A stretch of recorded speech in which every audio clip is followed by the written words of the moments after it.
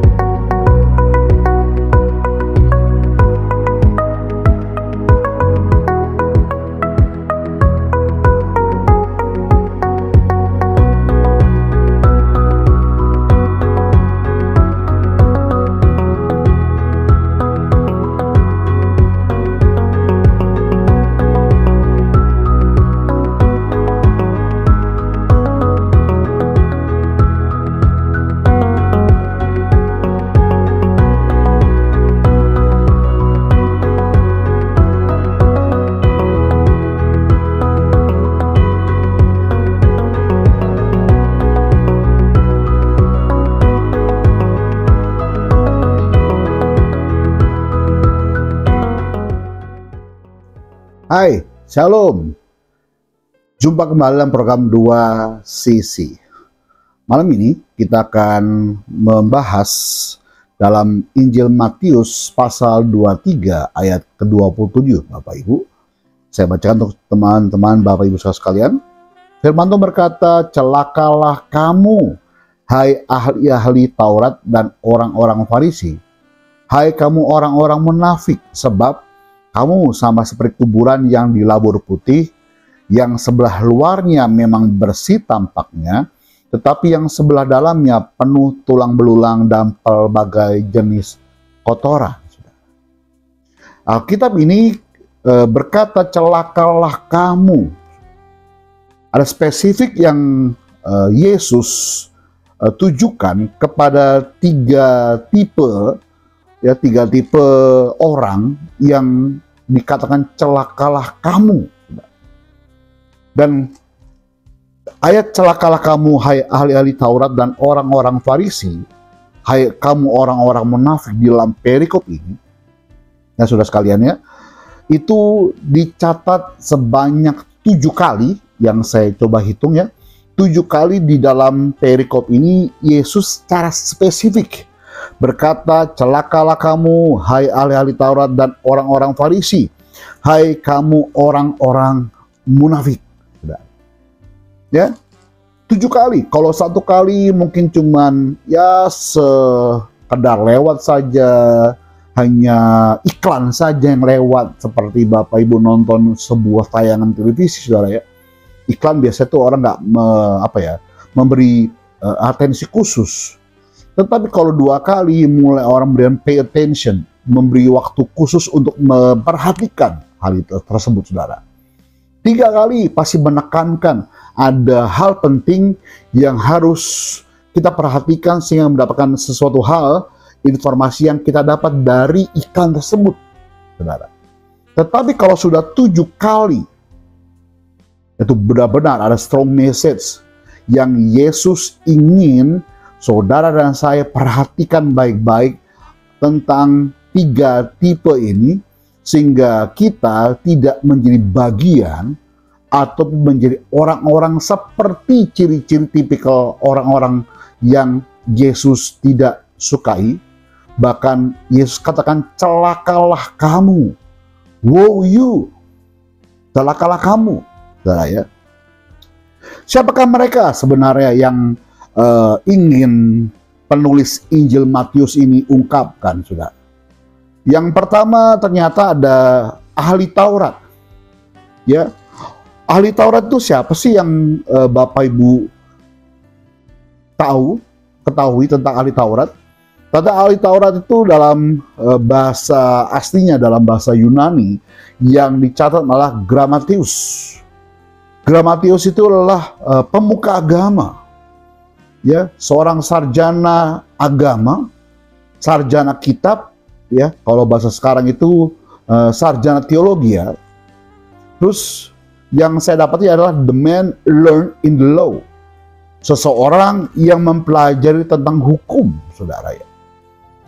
Siapa sih Gramatius ini? Gramatius a man skilled in the law, seseorang yang ahli di dalam bidang hukum, di dalam bidang peraturan, saudara.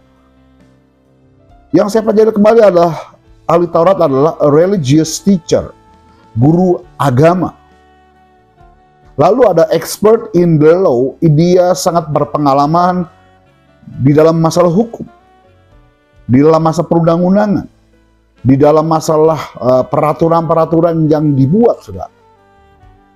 Lalu yang saya dapati ahli Taurat adalah yang menyusun peraturan dan ketentuan di dalam keagamaan. Berarti orang ini membuat peraturan dogma ataupun doktrin gereja ya di dalam sebuah organisasi keagamaan. Keagamaan, saudara ya, maaf. Ya, itu ahli Taurat. Lalu ada orang Farisi. Orang Farisi yang tipe kedua yang Yesus katakan celakalah kamu adalah orang Farisi. Farisi, ya, Parisaios katanya. Yaitu pemimpin spiritual, pemimpin rohani, orang-orang Yahudi yang berkembang pada masa Bait Allah yang kedua, yaitu sekitar abad kedua sebelum Masehi. Siapa sih orang Farisi? Orang Farisi yang saya dapat adalah orang yang beragama, yang saleh. Lalu perkembangan ini dari kelompok Hasidim. Dari kelompok Hasidim ini sebut orang Farisi tentang orang-orang yang beragama tapi agama saleh sekali, saudara. Ada yang ketiga tipe yang Yesus katakan celakalah kamu, woe you, yaitu orang munafik, hypocrites katanya. Siapa sih orang-orang munafik? Orang yang suka berpura-pura, orang yang menunjukkan perilaku seolah-olah baik tetapi di belakangnya jahat. Di hadapan kita baik, tapi di belakang kita ngomongin kita. Orang yang sifatnya itu tidak baik, kita katakan, bahkan sering berkhianat. Orang yang mulutnya lurus tetapi hatinya bengkok, saudara. Itu orang munafik. Ya. Lalu dicatat juga orang munafik adalah orang yang bermuka dua, bahkan digambarkan berkepala dua, saudara. Nah, apakah tipe-tipe di atas ini, kalau saya mau tanya bagi Bapak Ibu sekalian, apakah tiga tipe ini berada di luar gereja, di luar peribadatan rohani kita, di dalam kegiatan rohani kita, atau di luar gereja, di luar kegiatan rohani kita? Tentunya tiga tipe ini saya mau gambarkan kalau saya tarik saat ini ada di dalam kekristenan. Saya mau gambarkan ternyata tiga tipe ini ada di dalam gereja, bahkan di sekitar kita, di dalam lingkup bidang pelayanan. Ini bagi saya cukup mendapat atensi khusus, pay attention. Sehingga Yesus pun memberikan 7 kali penekanan tentang hal ini. Celakalah kamu, hai ahli Taurat. Celakalah kamu, orang Farisi. Celakalah kamu, orang-orang munafik, saudara. Karena Alkitab katakan, ayat yang kita baca hari ini, digambarkan bahwa sebab kamu sama seperti kuburan yang dilabur putih. Yang sebelah luarnya memang bersih tampaknya, tetapi yang sebelah dalamnya penuh tulang belulang dan pelbagai jenis kotoran. Kalau saudara melihat ayat ini, jangan coba bayangkan tentang kuburan yang ada di Pulau Jawa. Tapi lihat kuburan ini dalam konteks orang-orang Israel, orang-orang Timur Tengah, orang-orang Yahudi. Ketika saya ada di Israel, mungkin saya lupa apakah di Yerusalem, apakah Bethlehem ya Bapak Ibu ya. Tapi ketika saya berkunjung ke makam Raja Daud. Raja Daud sangat dihormati oleh 3 agama. Agama Islam, agama Yahudi, bahkan Kristen, sudah. Semuanya mencatat tentang kisah Nabi Daud. Raja Daud, ya. Bahkan bagi orang-orang Muslim itu menganggap sebagai seorang nabi, sudah. Ketika saya ke sana, 3 kamar besar ini ada di satu tempat, ya. Lalu dipisahkanlah antara laki-laki dan perempuan. Yang bagi Muslim, laki-laki sedang tahlilan, ya, membaca ayat-ayat suci Al-Quran, berdoa untuk Nabi Daud, Raja Daud ini, sudah. Yang wanita pun demikian. Bagi orang-orang Yahudi, memakai topi, memakai baju kabung mereka, saudara, ya, untuk berdoa, menangisi tentang Raja Daud ini. Yang wanita pun demikian, dipisahkan tempatnya. Tapi orang Kristen datang ke sana hanya melihat, saudara, ya. Saya adalah salah satu hamba Tuhan yang tidak setuju kalau orang Kristen itu berdoa untuk orang mati, bahkan mendoakan orang itu yang sudah mati agar selamat masuk surga, saudara. Lalu di sana saya gambarkan bahwa kuburan itu besar megah, saudara. Bahkan dalam sebuah bangunan. Beberapa tempat di sana pun sama, ada Nabi Abraham, ya. Kita ke sana melihatnya. Dibangun megah seperti bangunan rumah, gedung. Itu konteks orang-orang Yahudi di Israel, Bethlehem, Yerusalem itu sendiri. Mungkin ada bagian Palestina saat ini, saudara. Tapi kalau saya tarik kepada suku-suku di daerah Sumatera Utara, orang-orang Batak, Medan, saudara. Makam-makam opung kita, makam-makam leluhur kita yang di sana dibangun begitu megahnya seperti sebuah rumah, bahkan menjadi sebuah tugu. Maaf kalau saya sebut sebuah suku ataupun marga, saudara, ya. Tapi begitu diagungkan, dipuja, disakralkan, saudara, karena begitu besarnya, mewahnya nama besar itu sampai kepada belasan keturunan mereka, saudara. Kalau saya tarik lagi kepada teman-teman kita dari Sulawesi Utara, ya, di sana pun demikian, membangun makam kuburan itu megah, saudara. Bahkan ada sebuah makam, ya, saya tahu makam itu kosong, tetapi menjadi sebuah tempat peringatan. Ada kisah ketika bulan Desember menjelang Natal, tahun baru, ada kisah mungkin sekitar tahun 2000-an, saya lupa ya, 2000 berapa. Ada kisah tentang pesawat Adam Air yang jatuh di daerah perairan Sulawesi Utara. Dan jasadnya tidak ditemukan sampai hari ini. Tapi keluarga ini akhirnya membuat makam tugu peringatan itu daerah Sonder Muar Languan, saudara. Sebelah kiri jalan saya tahu dan saya pernah melihat ke sana. Ada sebuah makam besar, lalu ada ornamen bentuk pesawat, saudara. Dan sekitarnya pun sama. Gaya mereka adalah gaya membuat makam seperti bangunan rumah.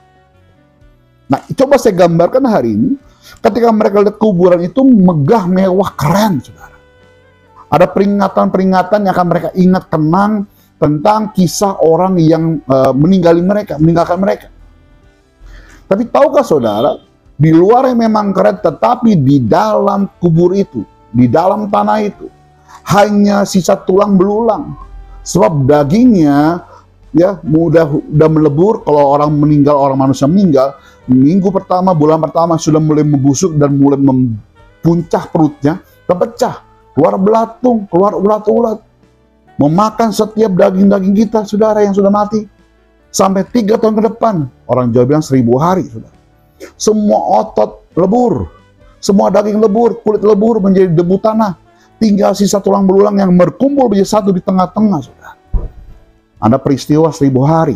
Bagi orang Jawa percaya orang itu sudah naik ke surga pada 1000 hari. Nah, digambarkan ternyata ketika sudah datang ke tempat itu, sudah tidak pernah melihat lagi tentang dalam tanah itu yang penuh tulang belulang dan berbagai kotoran, saudara. Yang mereka kenang cuma satu, tentang riwayat orang ini. Nah, ini digambarkan oleh Yesus dalam Matius 23-27. Jangan sampai kamu, ya, sebab kamu seperti kuburan yang dilapur putih, yang di luar keren bentuk tampilan pelayanan. Hai orang ahli Taurat, tentang pemuka agama. Bahasa saya, mungkin seperti saya seorang hamba Tuhan, pendeta, yang sudah berdiri di mimbar. Mungkin seperti teman-teman saya yang sudah melayani di atas mimbar, pujian, yang paham tentang kitab suci. Hai orang-orang Farisi, orang-orang yang pemimpin spiritual, rohani, di dalam pelayanan kita sehari-hari. Saya gambarkan tadi pemimpin pujian, mungkin imam musik, saudara. Hai orang-orang munafik, hypocrites. Saya mau gambarkan, saya mau katakan malam ini bahwa orang-orang itu ada di dalam gereja, di sekitar saudara. Mereka sudah melayani, kita sebagai jemaat menganggap mereka sudah bertobat, saudara. Tetapi Yesus katakan, penampilanmu di luar seperti kuburan yang dikapur putih, di dalamnya penuh tulang belulang, penuh berbagai kotoran. Jangan sampai pertobatanmu palsu. Inti dari pesan ini. Jangan sampai kamu sudah melayani, jangan sampai kamu sudah kelihatan rohani, berkata shalom, Tuhan Yesus berkati ya, oh haleluya.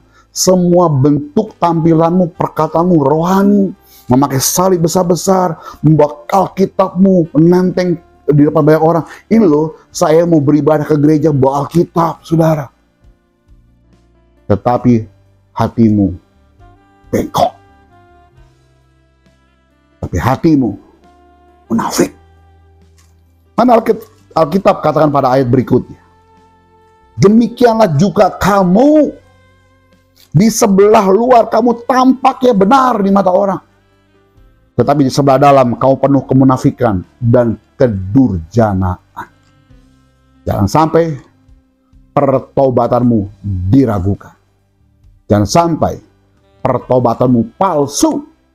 Hai pemimpin rohani, hai pemuka agama, hai hamba-hamba Tuhan, hai orang-orang yang berdiri di atas mimbar, hai orang-orang yang selalu berkata seolah rohani, hai kamu semua yang munafik, pertobatanmu palsu.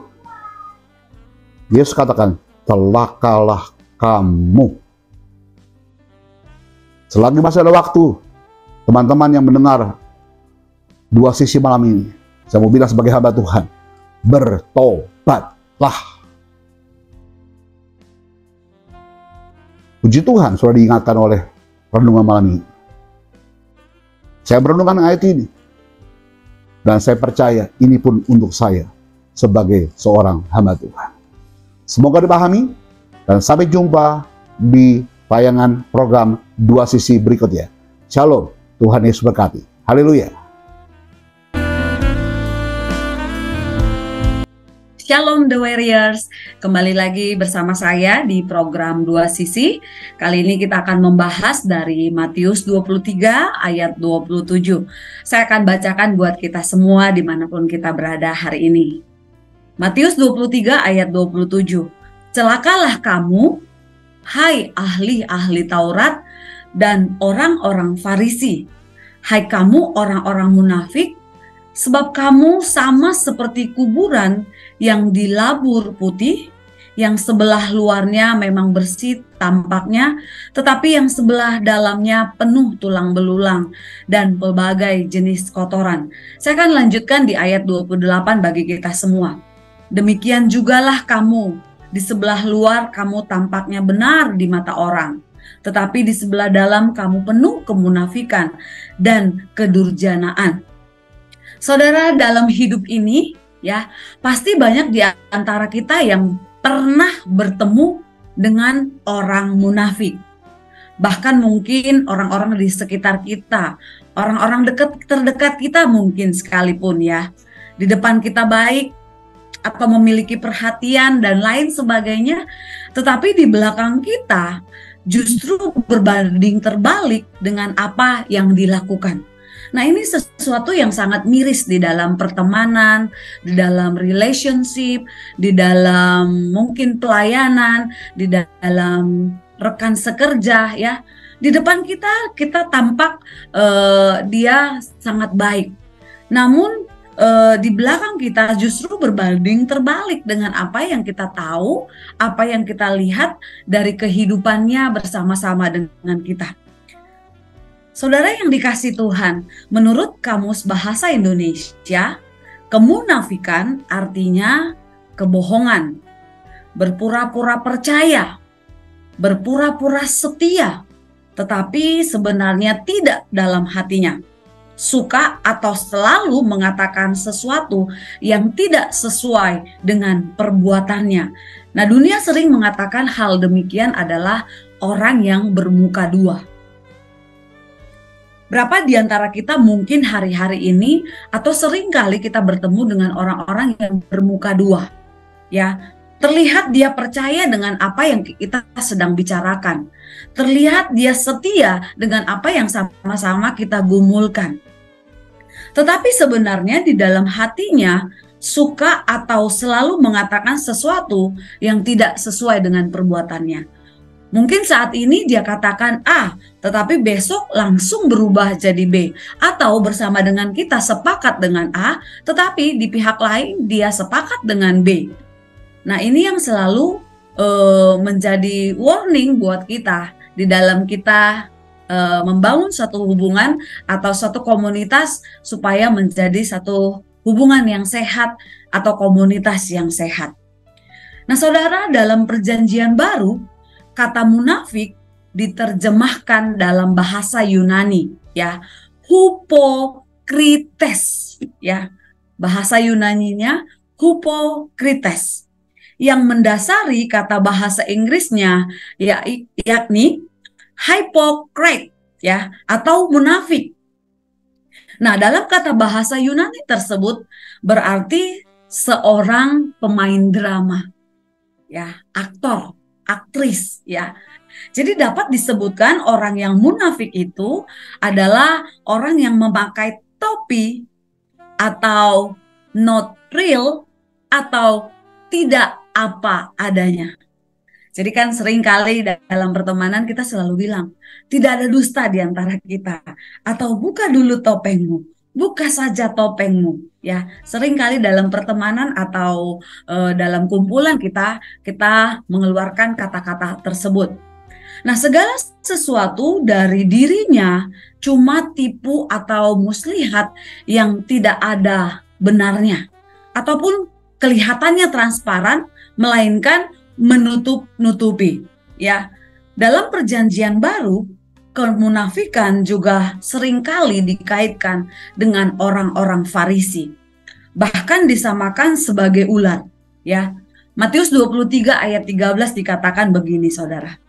Celakalah kamu, hai ahli-ahli Taurat dan orang-orang Farisi, hai kamu orang-orang munafik, karena kamu menutup pintu-pintu kerajaan sorga di depan orang, sebab kamu sendiri tidak masuk dan kamu merintangi mereka yang berusaha untuk masuk.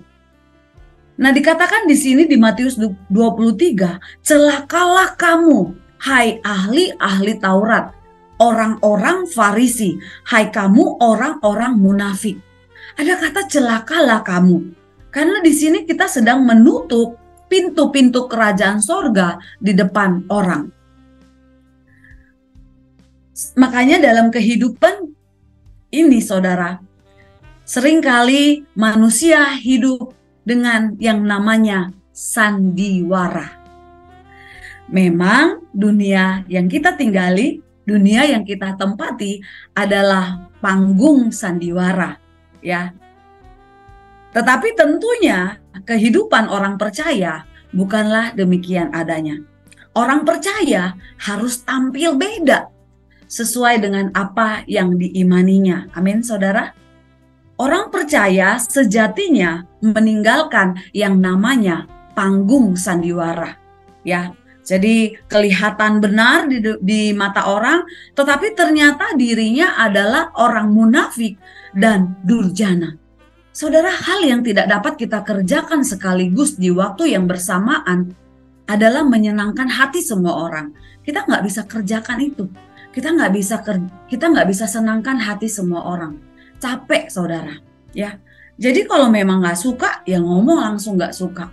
Kalau memang kita mau katakan sesuatu, ngomong. Jangan kita ngomong di depan A, tetapi di belakang B. Jangan kita ngomong sesuatu sepakat di depan, tetapi di belakang berbeda. Nah, ini yang namanya bermuka dua, ya.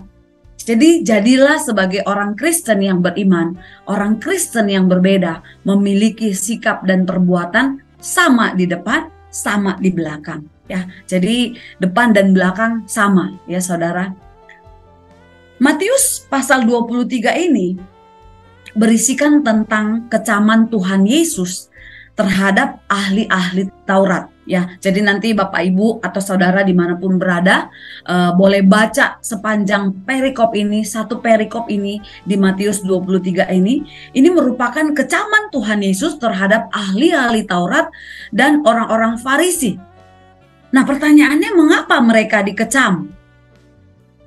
Karena mereka hidup dalam kemunafikan, saudara.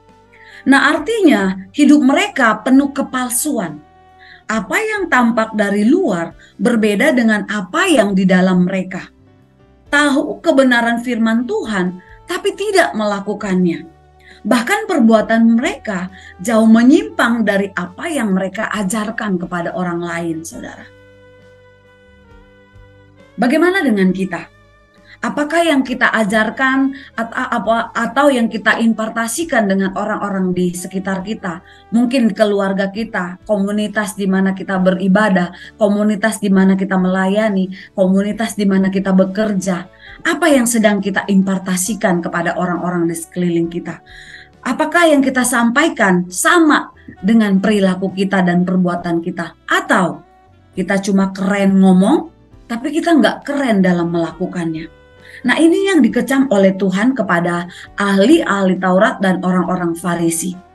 Sikap munafik adalah satu sikap di mana seseorang menutupi kekurangannya atau kesalahannya dengan cara yang licik atau eksklusif.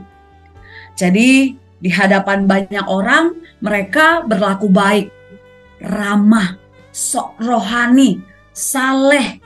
Padahal di hati mereka sangat bertolak belakang. Nah, ini yang menjadi miris kalau ada anak-anak Tuhan yang berlaku demikian. Terlihat sok rohani, terlihat sepertinya rohani, tetapi kelakuan atau sikap perbuatannya tidak sama seperti apa yang dia sampaikan.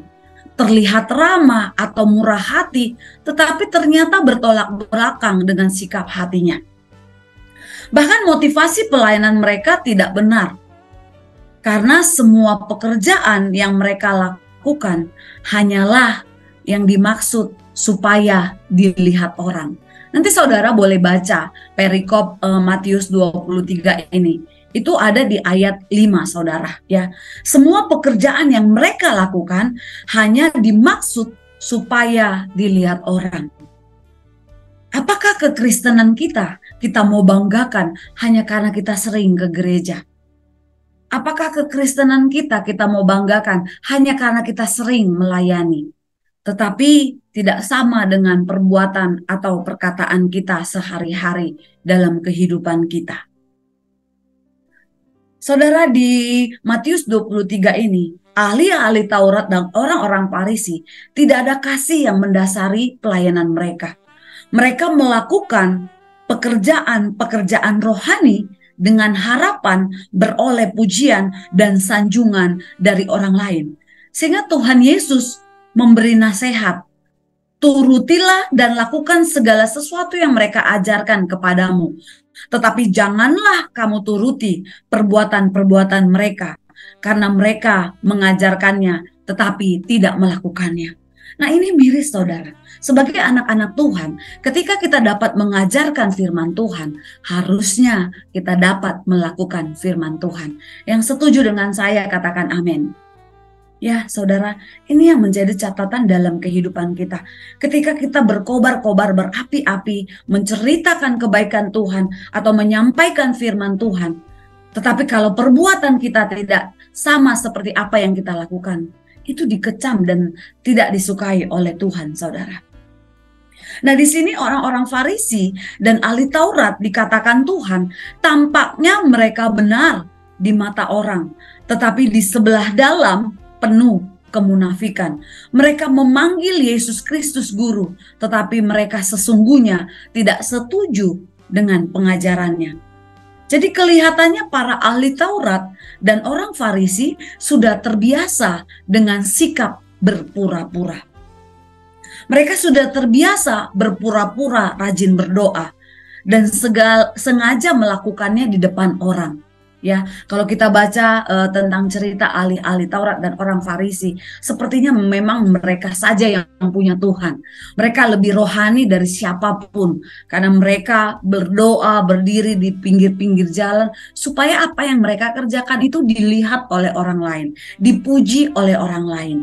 Nah, orang-orang yang munafik di sini digambarkan seperti kuburan yang dilabur putih, yang sebelah luarnya mereka bersih tampaknya, tetapi yang sebelah dalamnya penuh tulang belulang dan berbagai jenis kotoran.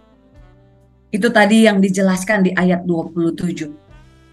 Pasti setiap kita pernah pergi atau menghadiri pemakaman. Kita juga melihat kalau misalnya di pemakaman umum yang semuanya seragam, itu hanya berhiaskan rumput hijau, atau mungkin yang berbeda adalah mungkin batu nisannya atau bunga-bunga hias yang sudah diberikan oleh keluarga-keluarga. Tetapi biasanya yang seragam, yang bayar bulanan kah, yang bayar tahunan kah, itu biasanya rumput hijau. Nah, berbeda halnya kalau di daerah saudara. Contohnya seperti di tempat saya ya, di Sumatera. Itu kuburan bisa lomba-lomba mewah dan megah, tergantung keuangan yang punya kuburan tersebut. Sampai waktu itu di Sumatera ada kuburan yang viral karena nilainya sampai M, saudara, ya. Dihias begitu indah, dihias begitu megah, tetapi nyatanya di dalamnya hanyalah tulang belulang. Nah, di sini dikatakan orang yang munafik digambarkan seperti kuburan. Di luar terlihat indah, terlihat megah, ternyata di dalamnya penuh tulang belulang dan kebusukan. Di luar tampak putih dan menarik, tapi dalamnya busuk, saudara. Nah, tanpa disadari, sifat munafik ini telah mendarah daging bagi manusia yang ada di dunia. Dan tidak sedikit kehidupan orang percaya pun banyak yang mengalami yang namanya kemunafikan. Jadi saudara, untuk itu kita perlu dimurnikan dari berbagai macam kemunafikan supaya apa yang kita lakukan berkenan di hadapan Tuhan. Ya. Adapun sifat munafik, ya, ingin dipuji, ya, ingin dihormati, suka berpura-pura baik dan suka mencari kesalahan orang lain. Jadi firman Tuhan tegas di sini saudara. Matius 7 ayat 5. Hai orang munafik, keluarkanlah dahulu balok dari matamu, maka engkau akan melihat dengan jelas untuk mengeluarkan selumbar itu dari mata saudara. Munafikan lakukan akan menjadi sia-sia. Keluar. Bahwa kebanyakan orang hari-hari ini hanya mementingkan penampilan dari luar, ya. Mungkin sebagian dari kita, kalau kita pakai baju, pakai tas, pakai sepatu yang ada brandnya, itu kita lebih percaya diri. Tetapi ada sebagian orang tanpa brand, ya fine-fine juga. Kadang kehidupan kita ditentukan oleh penilaian orang lain. Nah, Tuhan tidak ingin seperti itu, saudara. Ya, apapun yang kita pakai, apapun yang kita minum, kita makan, kita kerjakan, tidak lagi sebagai orang percaya, tidak lagi yang kita harapkan pujian dari orang lain atau penilaian orang lain. Saya mau ajak kita semua, izinkan Tuhan yang menilai dirimu. Caranya bagaimana? Ya bersikap sesuai apa yang Tuhan mau. Jadilah dirimu sendiri.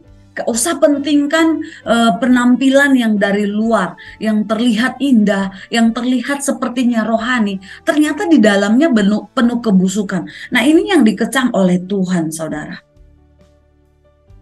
Ya, jadi kadang-kadang kita melakukan sesuatu hanya untuk pujian orang lain, hanya untuk dinilai orang lain, tetapi tidak seperti yang Tuhan inginkan. Saya mengajak kita semua hari ini, saudara. Buanglah segala kemunafikan. Marilah kita berusaha hidup benar di hadapan Tuhan dan di hadapan manusia. Dengan cara yang seperti apa, saudara? Berlakulah seperti apa yang kau katakan hari ini. Jadi kalau engkau sudah sepakat hari ini, dan sekalipun tidak sepakat di hari yang akan datang, engkau dapat komunikasikan tanpa berdua lidah atau dua hal yang berbeda dari kesepakatan yang pertama. Jadilah dirimu sendiri. Perkataanmu, perbuatanmu, tingkah lakumu, jadilah seperti dirimu sendiri. Tapi boleh nggak kita mengidolakan seseorang? Sah-sah saja, saudara. Tapi yang saya mau ajak hari ini, saudara, lewat perenungan firman Tuhan di Matius 23 ayat 27 ini. Ya, jadilah dirimu sendiri. Jangan indah di luar, tetapi busuk di dalam. Yang Tuhan mau, luar dan dalam, indah di hadapannya, menjadi berharga di hadapannya. Saya percaya setiap kita yang mendengarkan hari ini dimanapun engkau berada, jadilah dirimu sendiri. Bersama dengan Tuhan, kita dapat melalui hari-hari kita, apapun itu saudara, baik suka maupun duka, jadilah dirimu sendiri. Semoga dipahami, dapat dimengerti, bukan sekedar didengarkan, tetapi dilakukan dalam kehidupan kita. Itu saja, Shalom, saya Esther.